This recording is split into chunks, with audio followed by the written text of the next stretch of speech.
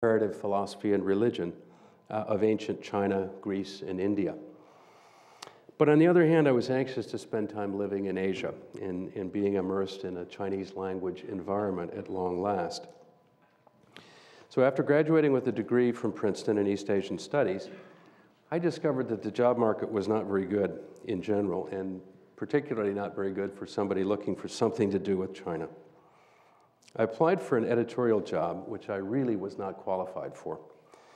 It had nothing to do with China, Chinese language, or Asia, and the job description demanded 3 to 5 years journalistic working experience, which I didn't have.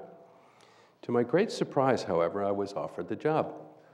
And later on, my boss told me that the reason he had offered me the job over a string of much more qualified candidates is because I had studied Chinese, and he figured somebody who masters that language must be smarter than the rest of the people.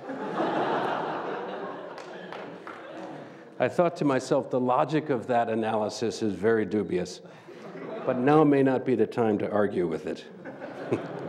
I was very grateful for the chance to get a job and get some on-the-job experience, which that job did provide, even though it had nothing to do with China.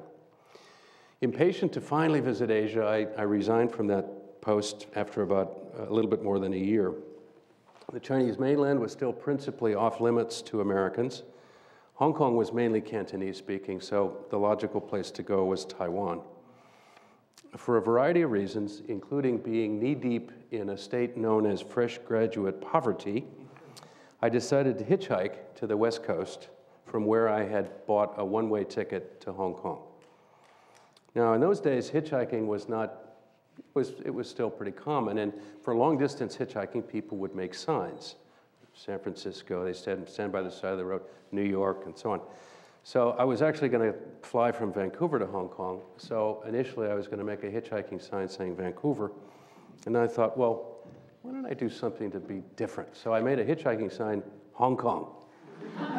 And it really worked, because most Americans, especially in those days, had no idea where Hong Kong was, so they would stop, pick me up. One actually even asked me, "Aren't you going the wrong way?" But it got me plenty of rides. And I arrived in Hong Kong, as I mentioned, intending to spend a short time doing some freelance writing before going on to Taiwan to be in a Mandarin-speaking environment at last. And I thought after a year or so in Taiwan, I'd probably come back and pursue graduate studies here in the United States. But life is full of surprises, and my one and only job lead in Hong Kong materialized into a job working for a Mandarin-speaking Chinese boss in a publishing business who turned out to be a great mentor, and that was 1974. In 1975, I made my first trip to China to attend the Canton Trade Fair for the first of many times. Then I realized that staying on might just offer an education which no graduate program at the time could really compare with. You know, in those days, the year that I graduated from Princeton, 1973, China's total foreign trade volume, that means the sum total of her exports and imports, was 11 billion US dollars. 11 billion US dollars. Think about that. In the year 2010, last year, China imported more than 11 billion US dollars worth of luxury goods. So if you think about those numbers, and there are many ways to demonstrate China's remarkable changes in this period of time through numbers, but it just gives you a hint of what a staggering pace of growth and change has taken place in less than 40 years in China. Until 1975, all foreign trade and economic decisions were concentrated among a few high-level bureaucrats in Beijing, implemented through 12 monopoly import-export state-owned corporations.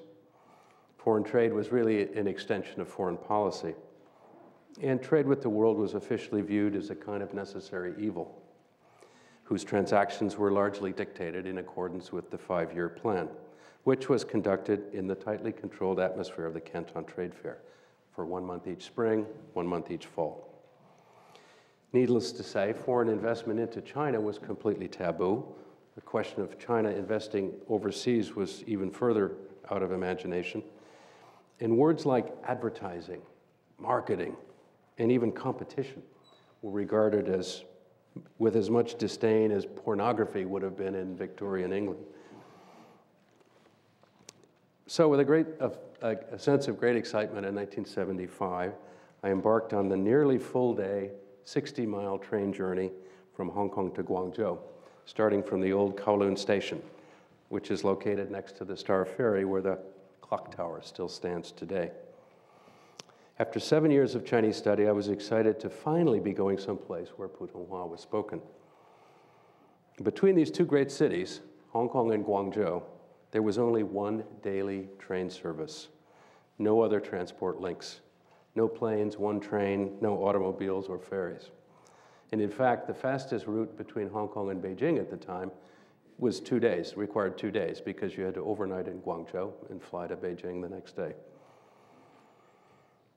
Now, on the way up to Guangzhou, one would clear exit formalities on the Hong Kong side of the Shenzhen River at Luohu. And at that point, passengers walked across the bridge with their luggage and began entry formalities on the Chinese side.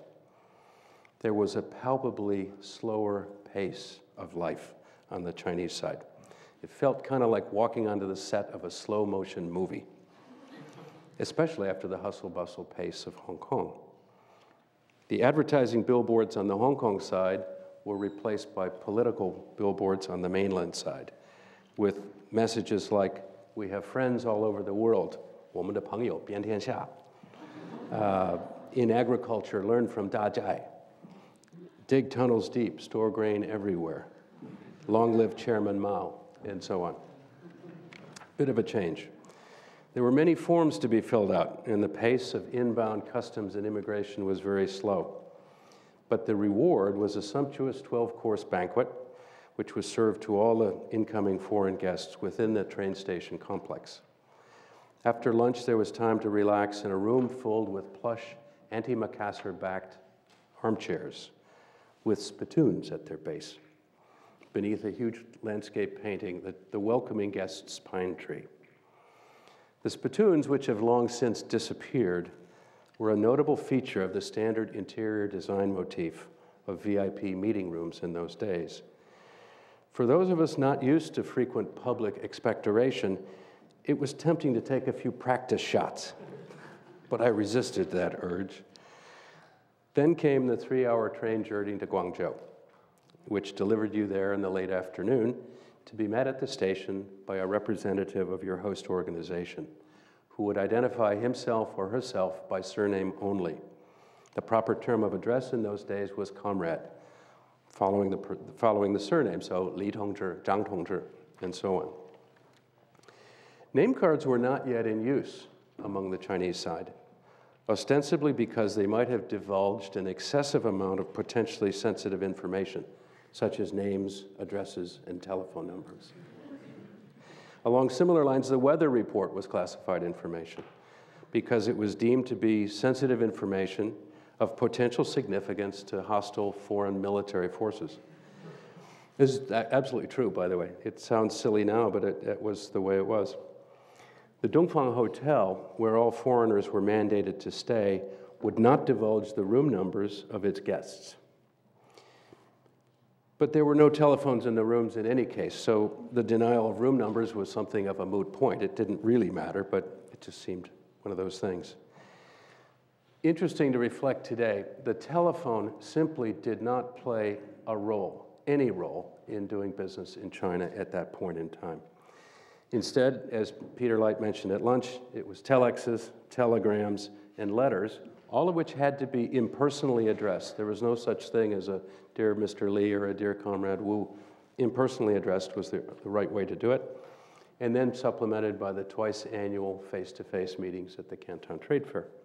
Those were the range of communication platforms for the conduct of commerce. The Dongfang Hotel during the trade fair was a motley collection of people from every corner of the globe. Gaggles of folks wearing colorful native costumes shuttled between meals in the hotel restaurant and the sprawling trade fair complex across the street. The incredible diversity of the delegates was a bit reminiscent of the intergalactic bar scene in Star Wars, except that there were no bars in China at the time. Delegates were required to wear pink ribbons on their lapels indicating that they were authorized to enter the trade fair complex. The pink lapel ribbons added a kind of a festive element somehow to the whole picture. So after arriving in the Dongfang that first afternoon and filling out another small forest worth of forms, it was almost time for dinner. Meals were served at fixed times with set menus. Qingdao beer was available, Coca-Cola and coffee were not. Foreign guests were fed like kings and queens compared to ordinary Chinese people at the time. Then it was time for an early evening. There was no place to go after dinner other than sit and talk with colleagues or go play ping pong. Although in later years, an upstairs dining room in the Dongfang Hotel was converted into a quasi-bar serving local beverages, which was affectionately nicknamed the Purple Cockatoo. So that first evening, I turned in early, excited about what was in store for me the next day. Finally, after all these years of study, my first full day in China lay just ahead of me. Imagine then my shock and awe the next morning when I was rudely awakened at 6 a.m. by piercingly loud, searingly shrill broadcasts from loudspeakers in the streets outside my hotel room window. What a way to start the day with the latest thoughts of Chairman Mao, recited by a high-pitched female announcer whose staccato delivery was reminiscent of a dentist's drill. That particular morning, on behalf of the chairman, she happened to be denouncing Confucius, Lin Biao, and much closer to home, American imperialists and their running dogs. I looked out the window to see a river of blue and gray Mao-jacketed bicyclists for whom this breakfast broadcast was a regular daily routine. 打倒美国帝国主义及其走狗. There was some small solace in the fact that I could understand most of the message, which proved that my Chinese language studies had not been in vain. But on the other hand, it was not exactly a welcoming message, especially given the method, volume, and tone of its delivery. I was still only half awake as this harsh denunciation sunk home. I thought to myself, I'm pretty sure I'm not an imperialist, but I'm not sure about the running dog part. The cold irony hit hard. A few years ago back home, I'd been teased about studying the language of Red China, almost at risk of being labeled a pinko or a commie sympathizer. Now that I'd finally arrived in China, I was loudly labeled an imperialist running dog. I felt a sudden pang of homesickness for the classics, Latin, Greek, Sanskrit, so ancient, so passive and so conveniently unable to talk back at you, either in person or over the radio. But those fleeting second thoughts quickly dissipated, due not so much to a brave spirit as to a hungry stomach. It was time for breakfast. And the rest of that first visit was a series of memorable conversations and experiences which left me deeply convinced that I was very fortunate to be experiencing China at that rather tumultuous time in its history.